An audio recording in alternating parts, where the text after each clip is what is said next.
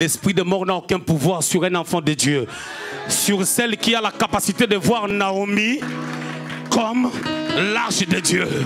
L'arche était peut-être en fer, embellie avec de l'or, mais cette arche-là est en train de transporter Christ, une préfiguration. Jésus, notre sauveur unique. Il n'y a pas d'autre. Il est le chemin, la vie et la vérité. Avec lui, nous ferons des exploits. Sans lui, nous ne pouvons rien faire. Il est le sauveur de l'humanité. Il est le tout-puissant. Il est la vérité qui nous amène à la gloire, à connaître le Père.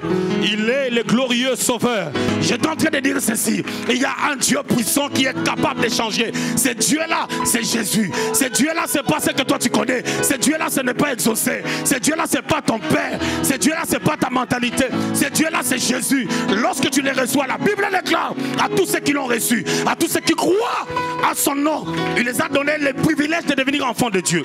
Quand tu es enfant de Dieu, les parents de ce monde, vous êtes en train de s'inquiéter pour vos enfants maintenant. Et combien Dieu ne s'inquiète pas pour nous?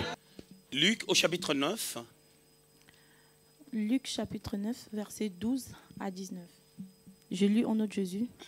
Comme le jour commençait à baisser, les 12 s'approchèrent et lui dirent: renvoie la foule, en fait qu'elle aille dans le village et dans le campagne des environs, pour se loger et pour se trouver de vivre. Car nous sommes ici dans un lieu désert. Et Jésus leur dit: donnez-leur vous-même à manger. Mais ils répondirent: nous n'avons que 5 pains et 2 poissons, à moins que nous n'allions nous-mêmes acheter le vivre pour tous ces peuples. Or, il y avait environ 5000 hommes. Jésus dit à ses disciples: faites-les asseoir par rangées de 50. Ils firent ainsi, ils le firent tous asseoir. On est là? Jésus prit les 5 pains et les 2 poissons, et levant les yeux vers le ciel, il le bénit, puis il les remplit et le donna aux disciples, afin qu'ils le distribuent à la foule. Tous mangèrent et furent rassasiés, et on l'en emporte 12 paniers pleins de morceaux qui restaient. Tous mangèrent et furent rassasiés, et l'on emporta 12 paniers pleins de morceaux qui restaient. On va lire encore Luc au chapitre 18, à partir du 18e jusqu'au 30e verset. Pierre dit alors: voici, nous avons tout quitté et nous t'avons suivi. Et Jésus leur dit: je vous l'ai dit en vérité, il n'est personne qui, ayant quitté à cause du royaume de Dieu, sa maison ou sa femme, ou ses enfants, ou ses parents, ou ses enfants, ne reçoivent beaucoup plus dans ces siècles-ci, et dans le siècle à venir, la vie éternelle. Jésus prit les 12 auprès de lui et leur dit: voici, nous montons à Jérusalem, et tout ce qui a été écrit par le prophète au sujet du Fils de l'homme s'accomplira. C'est bon. Très bien, nous bénissons le Seigneur. Luc au chapitre 9, 12 à 19, Luc 18, 28 à 30. Sur base de ces deux textes, nous allons centrer notre message après mon introduction. Amen. Nous sommes en train de parler de Jésus, notre seul et unique sauveur. Il y a des saluts à aucun autre nom. La Bible déclare dans Actes, si ce n'est qu'au nom de Jésus. Nous sommes en train de parler du ministère du Seigneur, de sa vocation, son appel, sa mission. On avait pris comme texte de base Luc au chapitre 4, 18 à 19. C'est là où le Seigneur est en train de confirmer la prophétie d'Ésaïe 61, versets 1 à 2. Et cette prophétie est en train vraiment de parler de la mission du Seigneur dans son entièreté. Mais quand le Seigneur est venu, comme je l'avais dit, il a parlé seulement de sa première venue, de ce qu'il devait accomplir sur la terre, et il n'a pas fait mention de ce que Ésaïe avait fait, parlant du jour de la vengeance de l'Éternel. On avait réparti la pensée en 3 volets. Luc 4, verset 18, le verset 18, on l'avait réparti en 3 volets en disant que l'Esprit du Seigneur est sur moi, il m'a oint pour apporter la bonne nouvelle aux pauvres. Deuxièmement, on avait dit, c'est pour rendre libres les opprimés, c'est pour le recouvrement de la vue aux aveugles. On avait dit que cet aspect touche la délivrance de la vie des gens. La délivrance a plusieurs aspects. Il y a la délivrance pour les païens de leur esprit qui doit être délivré, de leur âme, et la délivrance du corps aussi dans des cas des maladies. Et on avait dit qu'en réalité, parce que nous sommes en Christ, un chrétien né de nouveau ne peut plus être possédé au niveau de son esprit. Mais parce que les gens ouvrent des portes par leur attitude et par leur comportement, et lorsque nous croisons les démons dans ton corps, en chemin, on va les chasser, malheureusement. Très bien.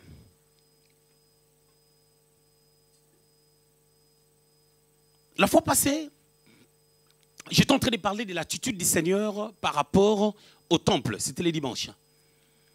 Qu'est-ce que le Seigneur est en train de penser de sa maison, la maison de Dieu? Il a dit, ma maison sera appelée une maison de prière et non pas une caverne de trafic, un lieu de trafic, un lieu où on vient vendre. On avait vu tous ces détails-là. Mais aujourd'hui, je voulais juste garder cet aspect-là de l'annonce de la bonne nouvelle aux pauvres. Il était venu pour annoncer la bonne nouvelle aux pauvres. Même tout ce qui allait se faire après, la proclamation de l'année de la grâce, la délivrance des vies, tout devait prendre son impact par rapport à la parole de Dieu. Parce que tout ce que nous faisons dans le royaume de Dieu doit être centré sur la parole de Dieu. Il a dit, l'Esprit du Seigneur est sur moi pour annoncer la bonne nouvelle aux pauvres. À ce niveau, il y a deux dimensions. La première dimension est que les pauvres, nous les savons naturellement, ce sont des personnes qui sont en manque. Quand quelqu'un est dans la pauvreté, quand on dit que c'est un pauvre, c'est-à-dire c'est une personne qui a une vie modeste et qui manque de tout. Qui manque de beaucoup, si je peux le dire comme ça. Mais dans une autre dimension, cette pauvreté parle aussi de la pauvreté de l'âme ou de l'esprit. C'est-à-dire une soif, une absence des choses de l'esprit, une absence des choses du royaume. La Bible dit dans Matthieu, au chapitre 5, quand le Seigneur est en train de parler de béatitude, il dit « Heureux le pauvre en esprit, parce qu'ils verront Dieu. » C'est-à-dire les gens, après qu'ils soient régénérés, après qu'ils soient affectés par la vie de Dieu, et ils se sentent en manque de quelque chose, d'une continuité. Ils ont besoin d'un plus au-delà de ce qu'ils ont reçu. Chaque jour, ces personnes peuvent manifester le désir de pouvoir avoir un plus. C'est ça le pauvre.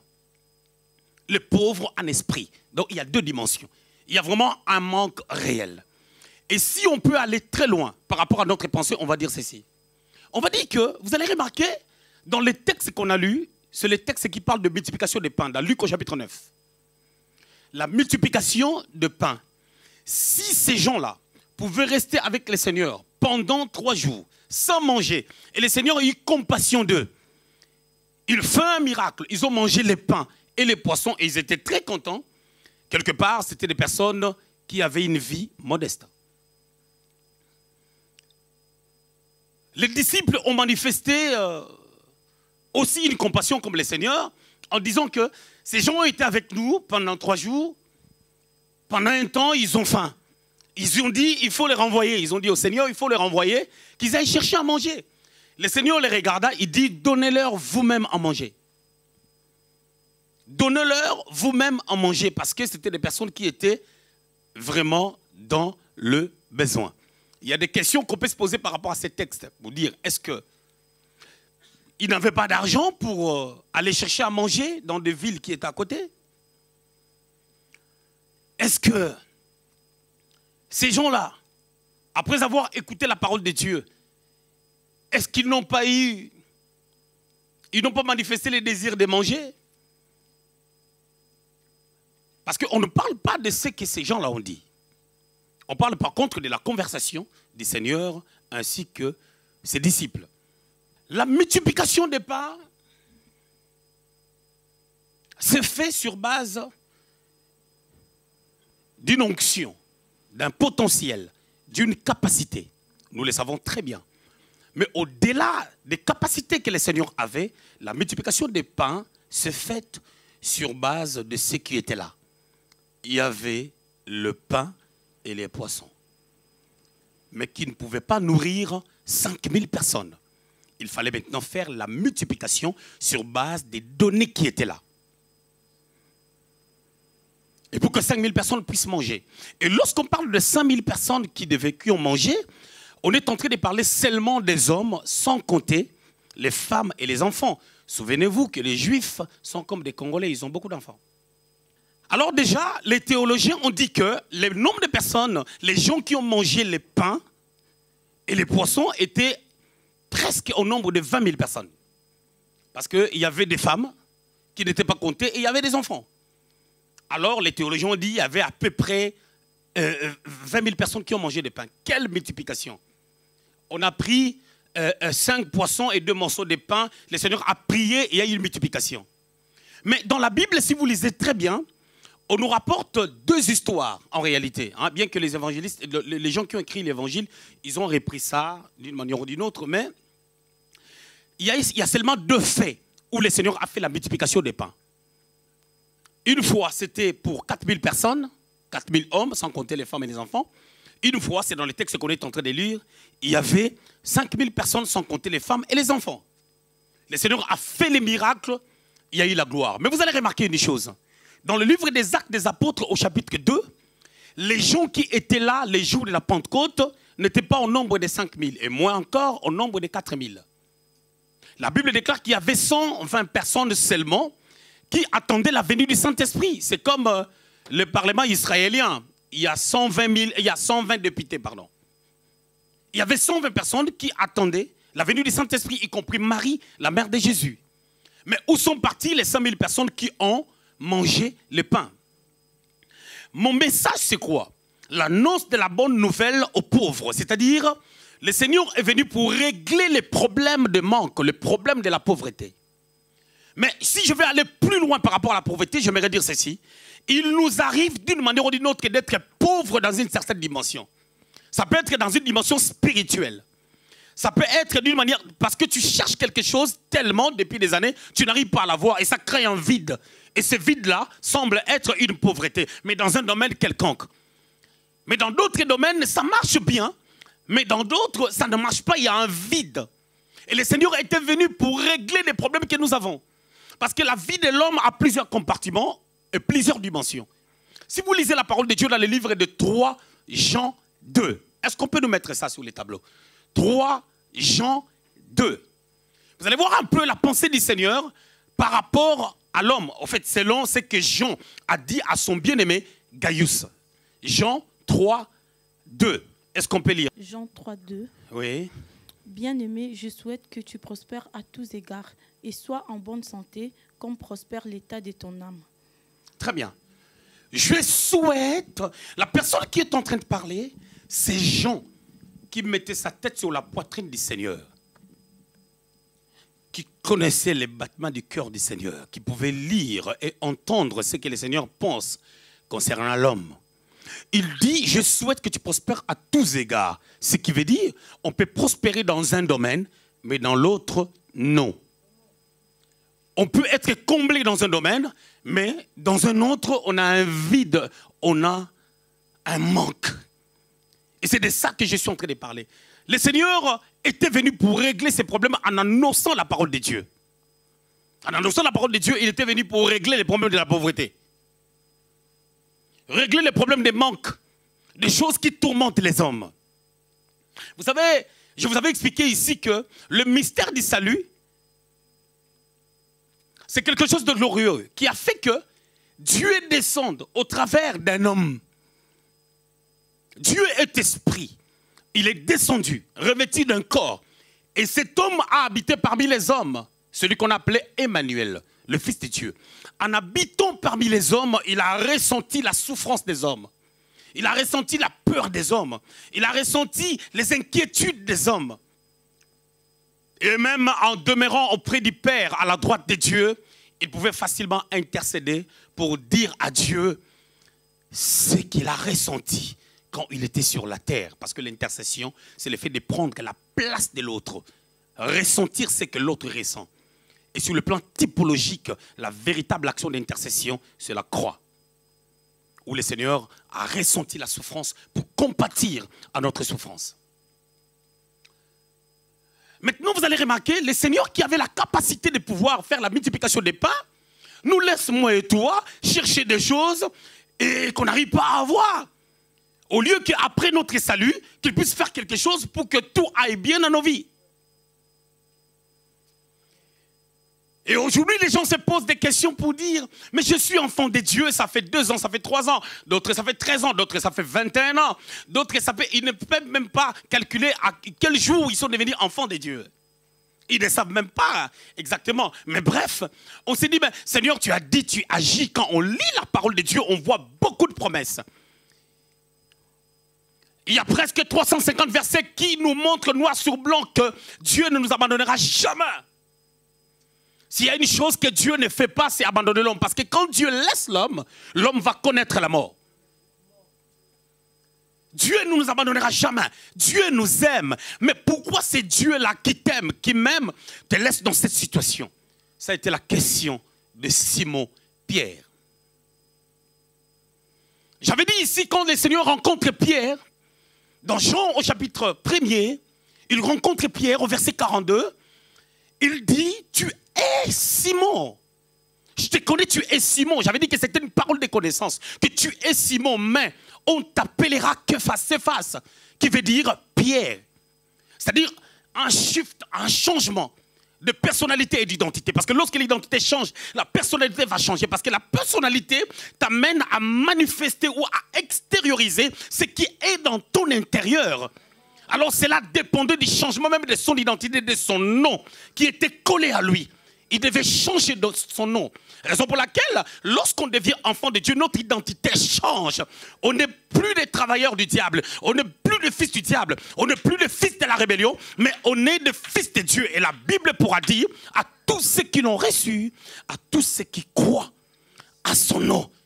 La lumière qui était venue nous a donné le pouvoir de devenir enfants de Dieu. Et cette lumière, c'est Christ Jésus. Nous sommes des enfants de Dieu. Mais pourquoi nous sommes des enfants de Dieu? Nous sommes là. Psaume 82, verset 6, la Bible déclare, vous êtes des dieux. Mais malheureusement, nous sommes des dieux. Nous mourrons aussi comme des humains. Nous sommes des dieux, nous manquons aussi comme des humains. Luc chapitre 18, verset 28 à 30. Le texte de Luc au chapitre 18, 28 à 30, vient bien après la multiplication des pains. C'est-à-dire la multiplication des pains s'est passée avant. Et Pierre, après avoir vu la multiplication des pains à 2 reprises. Pierre, après avoir vu Lazare être ressuscité. Pierre, après avoir vu les boiteux marcher, les paralytiques marcher, les aveugles voir. Il se pose quand même la question. Comme information historique, le Seigneur, durant son ministère de 3 années et demie sur la terre, il a habité Capernaum pendant 1 année et demie. L'endroit où il a loué un appartement. Et il était là avec tous les disciples. Et Pierre habité dans cette ville du temps du ministère des Seigneurs. Il a quitté sa maison pour rejoindre les Seigneurs et les disciples. Il était tout le temps avec les Seigneurs. C'est par ricochet qu'il pose la question au Seigneur, dans Luc au chapitre 18, 28 à 30, que nous avons tout quitté pour te suivre. Quel sera notre sort? Nous avons tout quitté. La pêche, j'ai abandonné. Le boulot que j'avais, j'ai abandonné. D'ailleurs, quand j'ai abandonné ce travail, j'ai peut-être laissé des dettes. Parce que vous savez, les pêcheurs promettent. Ils récupèrent l'argent bien avant, ils vont pêcher et puis ils vont livrer. Les gens passaient la commande bien avant. Et vous connaissez la nature de Pierre. Ce n'était pas quelqu'un de facile. Si on lit très bien la parole de Dieu, sa manière d'être, je ne pense pas qu'il devait donner à crédit. On devait le payer peut-être bien avant. Et quand il a abandonné ce travail, ce n'était pas facile pour lui. J'avais fait un enjoncement d'idées entre Jean au chapitre 1er et Luc au chapitre 5. J'avais dit que dans Jean, c'est là où le Seigneur les rencontre parce qu'il a été présenté par André. On l'a apporté la parole de Dieu, mais il avait du mal à pouvoir transcender les réalités et abandonner son travail. Et dans Luc au chapitre 5, il s'est senti inutile. Lui qui fouillait peut-être Dieu, mais Jésus fait un miracle et lui-même il s'est senti ridicule. Il a dit, éloigne-toi de moi parce que je ne suis qu'un pécheur. Et le Seigneur lui dira, je te ferai pécheur d'homme, c'est-à-dire ton devenir dépendra de moi.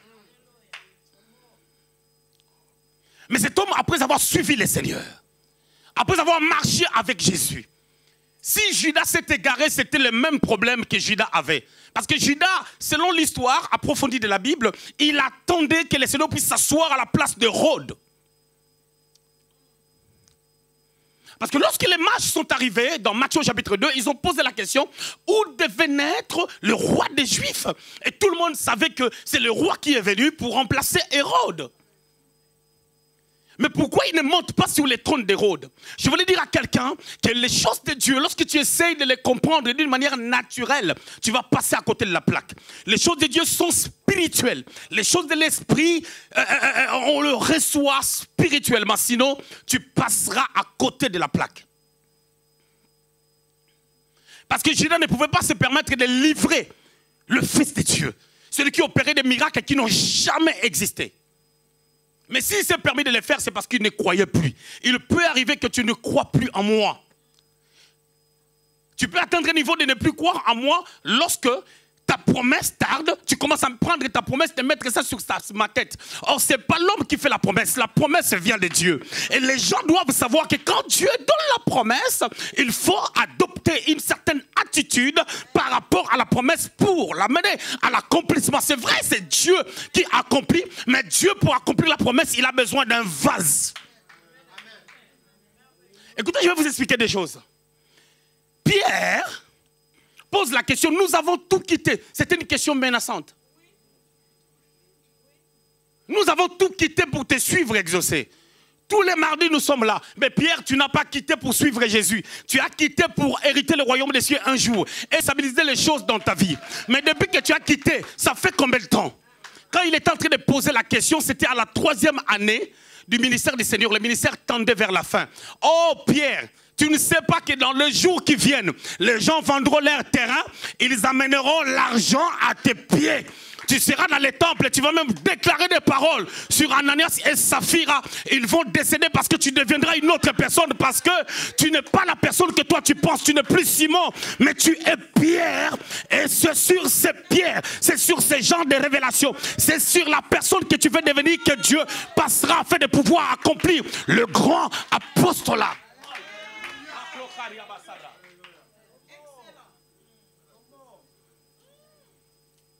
Ah, bien aimé dans les Seigneur, vous savez, pour être devant les gens, il faut être solide. Israël quitte. Exode chapitre 2, ils ont quitté. Mais quel impact! Dieu les avait dit, vous irez chez les Égyptiens. Les Égyptiens étaient en deuil. Chaque famille avait perdu le premier-né. Mais Dieu a dit, ils vont vous donner des biens, de l'or et le reste. Et ça se fait comme Dieu avait dit. Bien aimé, Dieu peut tracer un chemin au milieu de la mer. Dieu peut tracer un chemin dans le désert. Dieu peut faire tomber une pluie de viande. Il peut faire tomber une pluie de manne dans les déserts, là où il n'y a pas de cuisinier. Il a dit à cet homme dans 1 Roi chapitre 17 que va dans les torrents. Moi je te nourrirai. Dieu a fait une organisation particulière où des corbeaux, ce n'était pas un corbeau, c'était une association de corbeaux. Les corbeaux ont fait une réunion sous l'ordre de Dieu pour dire, toi tu viendras le matin afin de pouvoir amener la nourriture du matin. Moi je viendrai le soir. C'est-à-dire l'ordre était bien, tout était bien organisé, mais il s'agissait bien des corbeaux. Or dans la nomenclature des animaux, les corbeaux étaient des animaux impurs, c'était des bêtes impures. En réalité, ils ne pouvaient même pas penser à nourrir un homme pur comme Élie qui possédait l'onction du Saint-Esprit. Mais je voulais dire à quelqu'un comme un prophète de Dieu, lorsque Dieu est dans la chose, lorsque Dieu entre dans l'organisation, lorsque Dieu est un metteur en scène, il est capable de prendre n'importe quel animal. Il est capable de prendre n'importe quoi pour pouvoir t'amener à la destinée, pour pouvoir accomplir ses merveilles. Raison pour laquelle j'ai appris dans ma vie à ne jamais se moquer de quelqu'un. S'il y a une chose qu'on ne voit jamais à moi, moi je ne me moque pas des gens. Même quand tu manques, non, parce que je ne sais pas qui tu deviendras demain. Notre Dieu, c'est un Dieu de portes, mais d'autres portes ne viendront que, ne s'ouvriront que au travers de certaines personnes qu'on connaît. Il y a un homme qui s'appelait Barnabas. C'est lui qui a pris les grands apôtres Paul. Il l'a amené auprès d'autres apôtres. Parce que sinon l'apôtre Paul allait être un rebelle. Il a fallu que son ministère soit reconnu. Actes chapitre 13, 1 à 3, on l'a reconnu après avoir prié et gêné. C'est parce qu'il y avait un homme qui lui avait amené auprès des apôtres. La personne qui m'a amené à l'église, c'est mon petit frère Tchesco. C'est mon frère Tchesco qui m'a amené à l'église. Mais aujourd'hui, je suis devenu prophète de Dieu. Lui, il est ce qu'il est. Bien aimé, il y a toujours un pont. Il y a toujours un Jonathan. Il y a toujours quelqu'un qui t'amène quelque part. Je voulais aller encore plus loin. Il y a toujours le papa de David qui dira à David, va rendre visite à tes frères. Quand tu vas aller là-bas, c'est là où tu vas rencontrer l'opportunité de devenir le porteur d'âme de Saül et de couper la tête de Goliath. Chose qui amènera le roi et Abner à poser la question de qui ce jeune homme est-il fils? Je suis en train de vouloir dire que Pierre menace le Seigneur. Regarde l'attitude d'un leader. Le Seigneur lui a dit, toute personne qui a tout quitté pour me suivre aura beaucoup dans ce siècle. Et dans le siècle à venir, le royaume des cieux. Donc le Seigneur est en train de lui dire que si c'est vrai que tu as tout quitté, je te garantis que peu importe le temps que ça prend, ça va marcher. Mais Jésus pouvait dire à Pierre, bientôt je ne serai pas là. C'est toi qui seras à la tête de ce ministère. Les gens vendront les terrains. Ils amèneront l'argent à tes pieds afin que tu bâtisses l'église selon le modèle que je t'ai montré.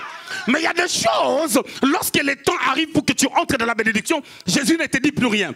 Quand tu vois le silence de Dieu, c'est que c'est l'approche de l'accomplissement de la prophétie. Non, je voulais dire à quelqu'un, lorsque Dieu ne parle plus, ou lorsque Dieu te répète la même chose, fais très attention, c'est que tu es en train d'arriver. My God, non, quelqu'un ne m'a pas compris. J'avais envie d'enseigner, mais je sens ma gros cabro sabra.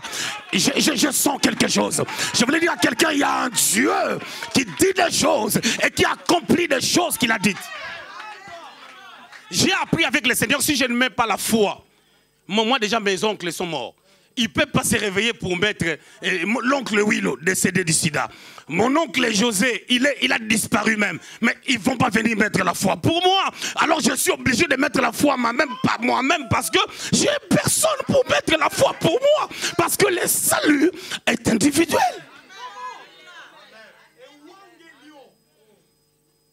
Donc le problème de Pierre, c'était quoi? Pourquoi tu ne fais pas les miracles comme tu as fait pour les pains? Pierre a oublié une chose. C'est là où je vais approfondir ma pensée parce que je crois qu'il me reste 20 minutes. Bientôt, on va me montrer les tableaux. Alors, quand Dieu a créé l'homme, Dieu a créé l'homme avec 3 valeurs. La première des choses que Dieu a faites, lorsqu'il a créé l'homme, il a mis en l'homme la capacité de créer et de dominer. Genèse, chapitre 1er, verset 26. Puis Dieu dit, faisons l'homme à notre image, selon notre ressemblance, et qu'il domine sur le poisson de la mer, sur les oiseaux du ciel, et sur le bétail, sur toute la terre, et sur tous les reptiles qui rampent sur la terre. Verset 28, Pépé. 28 maintenant. Dieu les bénit et Dieu leur dit, soyez féconds, multipliez, remplissez la terre et assujettissez-la et dominez sur le poisson de la mer, sur les oiseaux du ciel et sur tout animal qui se meut sur la terre. Très bien. Vous avez remarqué une chose, hein? Je dis, quand Dieu a créé l'homme, il y a eu 3 choses. La première des choses, c'était la capacité de pouvoir créer et de dominer. Pourquoi l'homme avait la capacité de créer? C'est parce que l'homme a été créé, selon Genèse, au chapitre 1er, au verset 26, à l'image et à la ressemblance de Dieu. C'est-à-dire, l'homme était un petit Dieu placé dans le jardin. C'est-à-dire, quand on dit que tu es comme Paul dit, Timothée va venir bientôt vers vous. Recevez-les comme moi parce qu'il sert Dieu comme moi. C'est ça ce qui se passe. C'est-à-dire, le samedi, il y avait la réunion des jeunes. Quand j'entendais Eric parler, je m'entendais. J'entendais comme si c'est moi qui parle. C'est ça, en fait. C'est que Dieu attendait de l'homme. C'est de cette manière que Dieu a créé l'homme. L'homme était comme lui. Et comme Dieu est créateur, l'homme est créateur. Mais qu'est-ce qui se passe? Concernant Dieu, on parle de la création. Concernant ce que l'homme fait, on parle de l'invention. Et l'invention, c'est un synonyme de la création. L'homme a inventé les portables. L'homme a inventé un logiciel. L'homme a inventé ceci. Ce sont des potentiels que Dieu a créés en l'homme. Je donne d'abord les trois données que l'homme a. Et puis après, je vais revenir sur ça.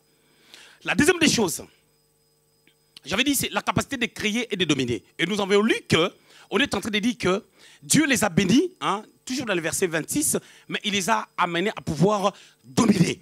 Et dans le verset 28, on dit, Dieu les bénit et Dieu leur dit, soyez féconds, multipliez, remplissez la terre et et dominez sur les poissons des mers, sur les oiseaux, sur les ciels, les oiseaux du ciel et sur tout animal qui se meut sur la terre.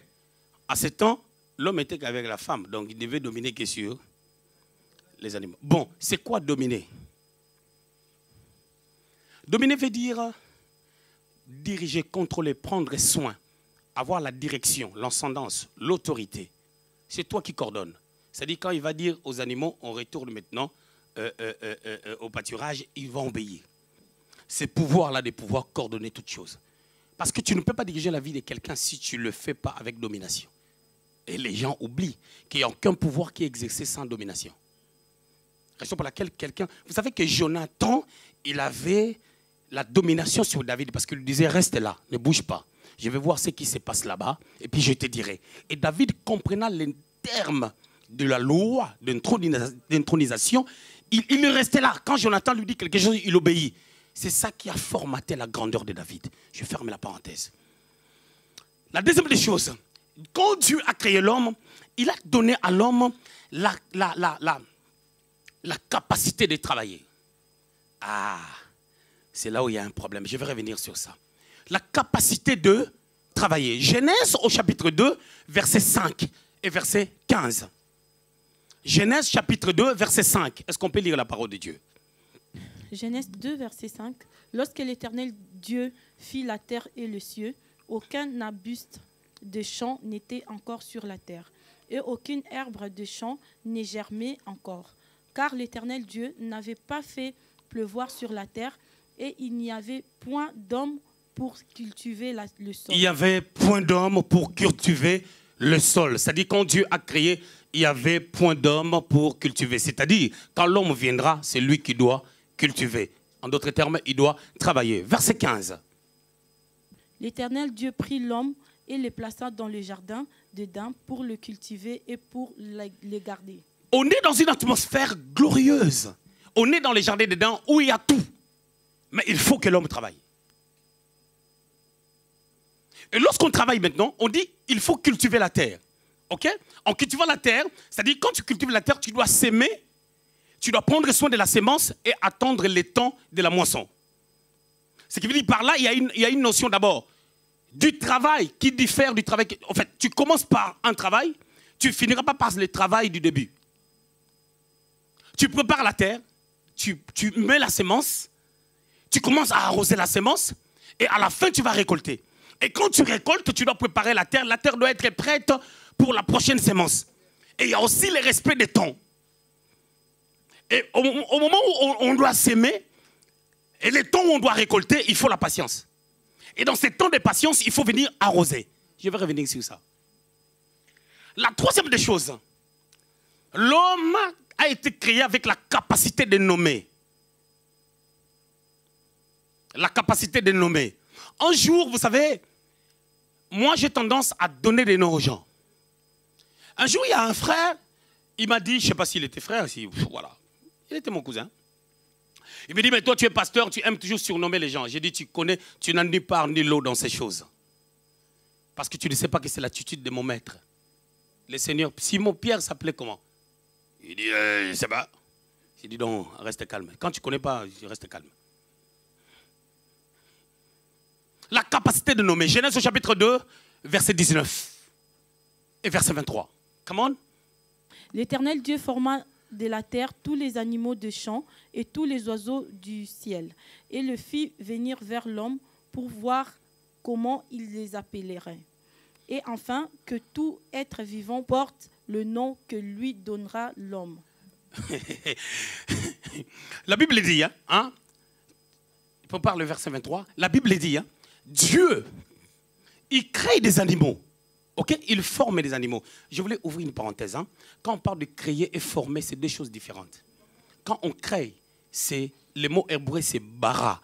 On crée sur base de rien, sur base de néant. Mais quand on forme sur base de ce qui existe.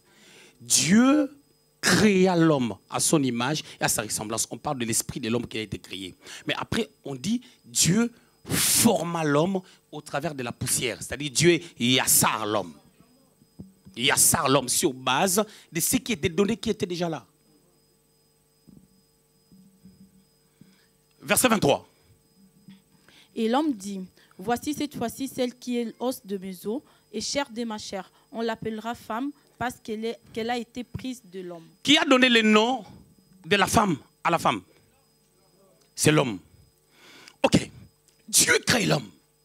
Il le crée comme lui. À son image et à sa ressemblance. Il lui donne les capacités de pouvoir dominer, diriger les choses, contrôler toutes choses. Aucun animal ne pouvait aller à gauche ou à droite sans l'ordre de Dieu.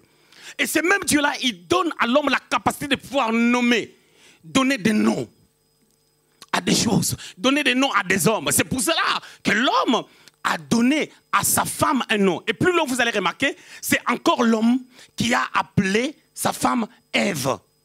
Dans Genèse, au chapitre 3, il a appelé sa femme Ève. C'est l'homme qui l'a fait. C'est l'homme. Ce n'était pas Dieu. Genèse chapitre 3, verset 20. L'homme a appelé sa femme Ève après la chute. Ma question est celle-ci. Après la chute, Genèse au chapitre 3, verset 20, l'homme a eu la capacité toujours de donner un nom qui s'identifie à la pensée de Dieu. Avant la chute, il use de la même potentiel pour pouvoir appeler les lions, lions, les léopards, léopards, les tigres, tigres, le cheval, cheval, l'âne, l'âne, une ânesse, une ânesse, un bouc, un bouc, un brebis, un brebis. Mais ces capacités, comment l'homme pouvait les avoir? C'est parce que l'homme était comme Dieu. Il pêche, il quitte les jardins, mais il garde le potentiel. Romains chapitre 11, verset 29. Dieu ne serait pas de ses dons, ni de son appel. Les dons et l'appel sont irrévocables. Raison pour laquelle, bien aimé, il faut faire attention de quelqu'un qui est en train de s'embrouiller un peu dans son ministère, quelqu'un qui est en train de s'embrouiller un peu dans quelque chose qu'il fait, ne sois pas son juge. Parce que tu ne sais pas que les dons et les appels sont irrévocables, tu ne sais pas quand est-ce que Dieu peut les récupérer. Alors écoutez maintenant, si quelqu'un qui a péché, Adam et Ève ont abandonné Dieu, mais ils ont développé le même potentiel. Dans Genèse chapitre 4, on dit que leurs enfants, il y a Caïn qui est en train de faire quoi? D'élaborer la terre. Et puis il y a Abel qui était berger. Ils ont appris ça où? Ils ont appris ça par leur père. Les travaux qu'ils faisaient dans les jardins, ils ont continué à les faire. Mais Pierre maintenant, il pose la question au Seigneur. Nous avons tout quitté, pourquoi notre vie ne change pas? Pendant que Dieu est en train de travailler l'intérieur de Pierre, pour que Pierre soit conscient de son identité, pour avoir la capacité d'imprimer la vision de Dieu dans la vie des autres, c'est de cette manière que lui, il mangera. C'est-à-dire que Dieu, qu'est-ce qu'il fait? Dieu, s'il ne te bénit pas encore maintenant, Dieu, s'il n'a pas encore accompli certaines choses, il est en train de nous préparer d'être capable de manifester la vie qu'il a placée en nous, la capacité de nommer. C'est-à-dire, quand je parle de la capacité de nommer, c'est-à-dire, tu regardes les lions, on ne t'a pas donné les noms. Quand tu dis lion, Dieu est dans la libération par rapport à ce que l'homme a dit. Quand tu dis léopard, Dieu a dit exactement, c'est ce que je pensais. Quand tu dis c'est un âne, Dieu dit oui, c'est exact par rapport à ce que tu as pensé. Par rapport à ce que j'avais dans mon cœur. C'est ça la capacité de nommer. C'est-à-dire, quand tu veux réaliser une affaire, quand tu veux réaliser quelque chose, tu cibles. C'est-à-dire, tu le fais prophétiquement parce que tu as la capacité de donner des noms. Et tu peux donner les noms à une situation. Quand tu as des problèmes, au lieu que tu pleures, tu dis cette situation c'est un escalier. C'est-à-dire tu prends la situation, tu prends le problème, tu lui donnes un autre nom. Quand tu vas lui donner le nom, ce nom-là sera la révélation que tu as reçue et ça plaira à Dieu parce que ça va fortifier ta foi. Le problème deviendra une opportunité. Quand tu as comme le frère de Joseph, pour pouvoir t'amener jusqu'en Égypte, tu réalises seulement que je dois les pardonner. Pourquoi? Parce qu'ils sont en train de m'amener à la destination. Parce que moi, Joseph, je suis comme Christ. Je suis venu chez les siens, mais les siens ne m'ont pas reçu. Ésaïe chapitre 53, verset 2. La Bible déclare ceci. Il s'est levé comme une faible plante. On parle de Jésus. Hein? Il ne s'est pas levé gaillard. Il s'est levé comme une faible plante. C'est naturel et spirituel. Sur le plan naturel, c'était une grossesse qui a duré un certain temps et on a accouché un bébé. Et le bébé a commencé à grandir. Sur le plan spirituel, c'est cet enfant-là, en grandissant, naturellement, la connaissance de son Dieu. Je voulais parler un peu de la folie. La connaissance de son Dieu, qui était éteinte pendant un temps, le temps qu'il soit embryon, devait commencer à grandir avec l'âge qu'il est en train de prendre.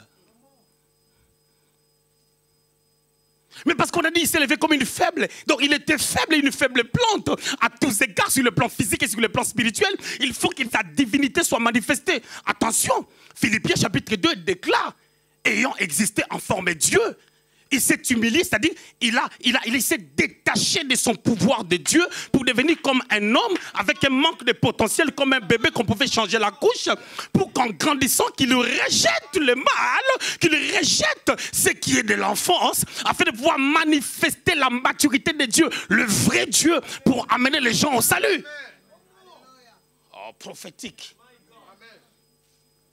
C'est pour cela quand je dis aux gens, je suis en train de dire aux gens dans cette nation, mais laissez-moi des temps. Vous verrez que non, même les murs là, on aura besoin de les pousser.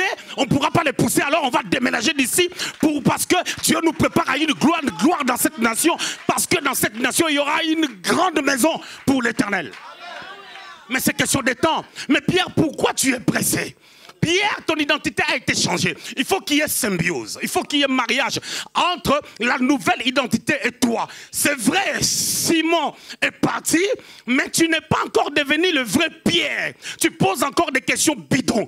Même lorsque tu as reconnu le Christ comme le Fils de Dieu, tout de suite après, on t'a parlé du salut qui fera en sorte que Jésus devienne le Christ qui doit manifester la gloire par la croix. Tu ne comprends toujours pas. Laisse le temps au temps. Je voulais dire à un Pierre, laisse le temps au temps.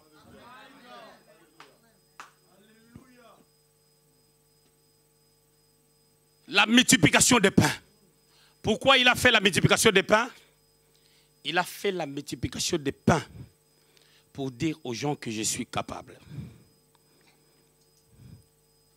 Je suis capable. Mais je fais chaque chose belle. Son temps. Tu as compris que tu as besoin du temps.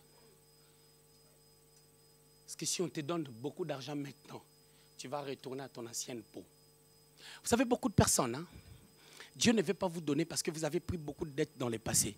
Vous avez eu des problèmes pour gérer. Maintenant, Dieu te prépare à avoir la souffrance de l'argent. Que tu réalises la difficulté de l'argent. Que tu réalises que l'argent, c'est difficile. Et quand tu vas arriver au point de dire, non, je ne peux plus être une dépensière. C'est là où quand Dieu va te donner, tu auras la maîtrise. Et ton argent sera utile à quelque chose. Tu bâtiras une tour qu'on ne pourra pas détruire. Tu auras une vie qu'on ne peut pas détruire. Raison pour laquelle Dieu te prépare. Je te dis des choses que je connais.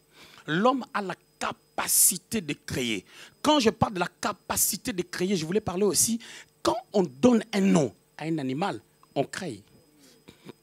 On crée quelque chose qui n'a pas existé, mais seul Dieu sait. Il nous manque cette capacité. Raison pour laquelle ici, parmi vous, il y a d'autres personnes qui devaient être qui devaient avoir des entreprises. Jusqu'aujourd'hui, vous n'en avez pas. Vous savez pourquoi? Parce que vous attendez demain. Et demain attendra demain. Demain attendra demain. Et tu es ouvrière dans un endroit, tu te réveilles à 4 h du matin pour aller travailler. Mais pendant que tu es appelée à être une grande femme. Où est la source de vos stress? C'est l'incompréhension de votre vraie identité. Tu es qui? Et dans le monde, on a dit qu'il ne risque rien à rien. Celui qui ne risque pas ne réussira jamais. Et celui qui n'échoue pas n'a jamais essayé. Et celui qui n'a jamais essayé a déjà perdu d'avance.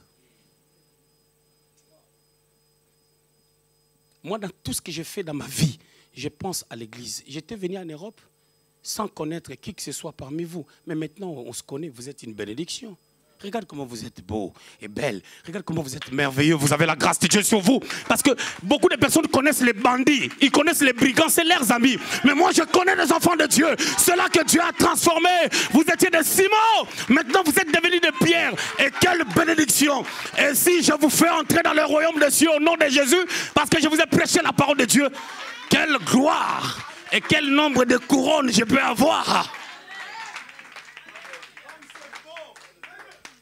Il y a des gens qui sont dans des bandes, ils organisent des choses. Mais moi, je suis là pour vous amener. Pour vous annoncer la bonne nouvelle. Et il y a une autre façon que tu peux annoncer la bonne nouvelle. Lorsque ta pauvreté sera réglée, on va regarder juste la voiture que tu vas garer. La voiture seulement que tu vas garer. On va te respecter. Vous voyez la voiture qui est en bas, là, la Rolls, là. Quand vous voulez vous garer à côté, vous avez peur de le cogner parce que vous pensez au prix. Vous commencez à respecter un matériel comme si c'était un Dieu. Pourquoi? La pauvreté. Tu dois quitter la pauvreté. Au nom de Jésus. Que Dieu vous bénisse.